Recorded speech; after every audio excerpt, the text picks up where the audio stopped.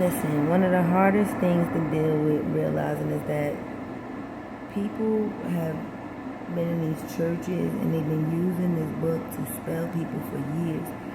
And I used to work in a church in the video ministry, and being behind the camera, you see so much. And I remember when BET came to the church when Leandra Johnson was singing there one night, and she was married to the pastor's son. But as I'm watching the service play out, I just went, and I've never been back to church since this day, never will ever go in there again. He was like, oh, I gotta show them how to get down. Never make money in their church. I gotta show them what to do.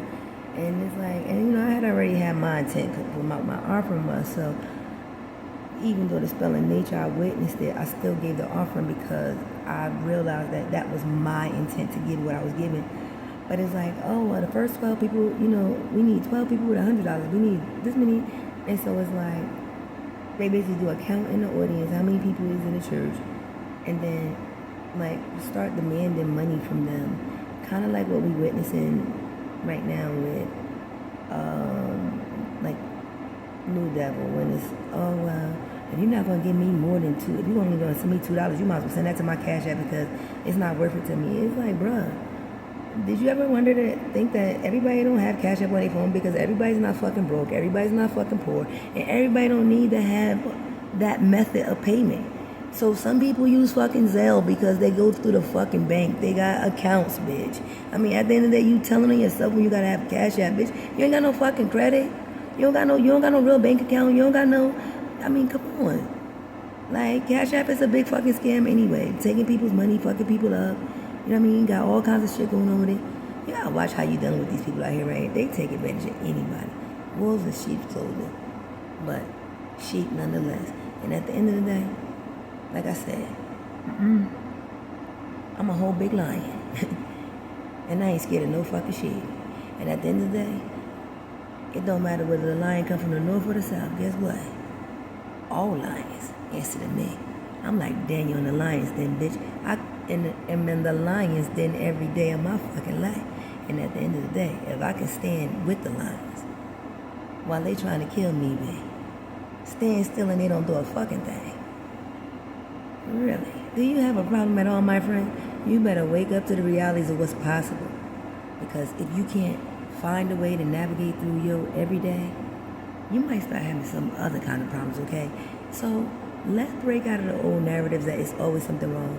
Let's look for what's right in life, because I'm telling you, we've been spelled real good into just doing crazy stuff. I mean, like, I think about the abuse that the kids suffer, and then the parents, it's like, oh, mama got her a man, so got a man home.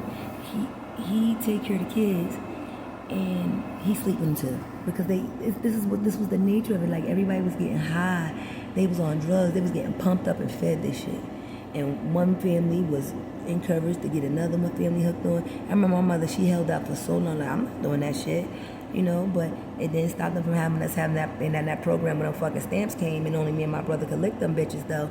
But see, all of this I think stems from when I fell out that motherfucking airplane, and I think it was like 1979, and I know that it was an attempt on my life, but because, bitch, like I told you, I ain't gonna fucking die. And I've been a fucking science experiment every fucking since. You ain't never seen nobody with more tests done on them. They want to, Therese was in the hospital. Well, shoot, them few aspirins actually had, but motherfucker, I used to live in that bitch for weeks and weeks and weeks on end at Overlook Hospital up in Summit, New Jersey. So, miss me. At the end of the day, when we in life is throwing life at us. The thing is, if you believe in God, what the fucking life do to you? I mean, at the end of the day, life is the good part. So if you experiencing all of this turmoil in life, it means you're not living it. And at the end of the day, if you don't live the fucking life, then you sitting around idly, and you can pick up all the fucking problems. But if you too busy to be fucking sitting around waiting for the problem to drop in your goddamn lap, and you was outside busy doing something with yourself, you think you recognize problems?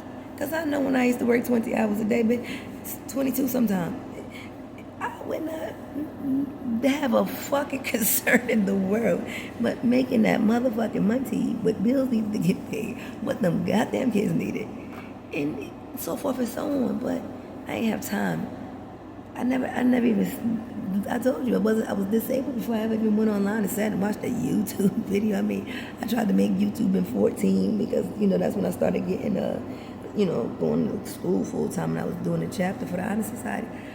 But, then I had a little thing on the side of me. When I say suck and dry every fucking thing, and at the end of the day, but you're still trying to call me back out of nowhere. You know how it's like, bitch, you don't get your dumb ass the fuck on. You ain't got enough problems in your life to come over here and try to think I'm gonna solve some more of your problems when I sold so much into your dumb ass and you ain't have enough sense to get up and just keep sucking me motherfucking dry.